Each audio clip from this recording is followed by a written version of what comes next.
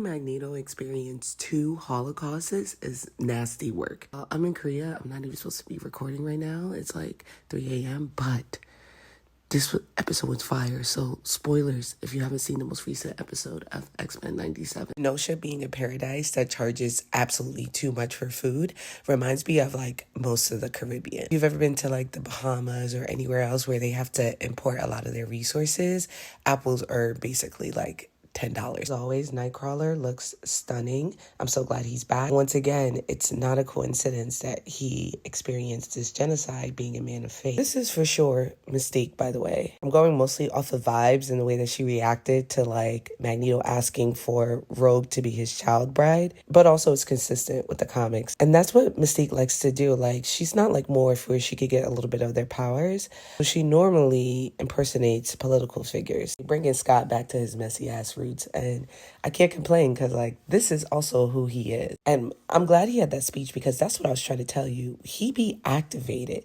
okay? He is the first one to complain to the professor. This is certainly less of a messy situation than in the comic books.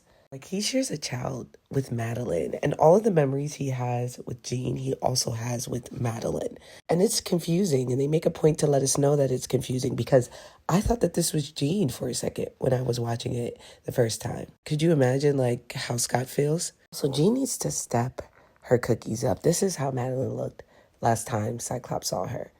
Okay, this was the goddess. He was like, dang, I was banging this. And Jean is just, complaining with her ponytail around the mansion.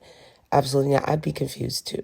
You people saying Frankie apologized to Wolverine because Jean is leading him on, stop it, okay? Wolverine is still trash for consoling Jean during this confusing time, for implanting loving memories in her brain where she was confused and disoriented and trying to ground himself. He made sure he was there and he was like, look how much I love you. And like, even here, she's complaining about Scott and why is he here to console her? He's still sus. I'm sorry, y'all. Leaders of Genosha, serving cunt, as always. I'm ready to fuck some shit up and I love that for her. I really do.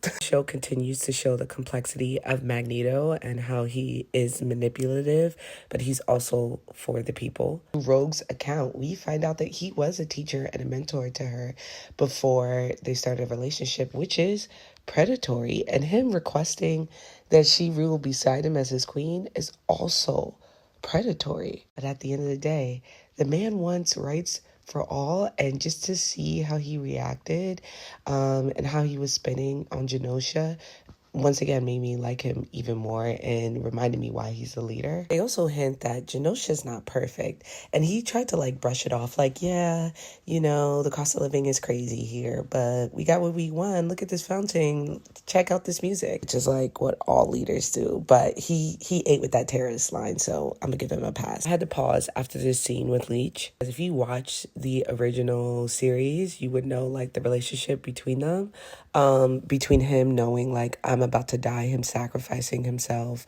and making sure Rogue is safe. But once again, this Magneto experienced the Holocaust and he had to watch everyone die. Like, that's so sad. Also, Leech and them been going through it. These are mutants who don't look like people.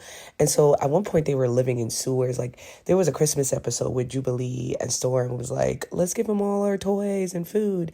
Like, they're going through it. And they finally receive a paradise, and there's a mass genocide. And it's interesting because when I made a post about them being an allegory for Black people, there were a lot of Zionists in my post, complaining that it's about the Jewish experience.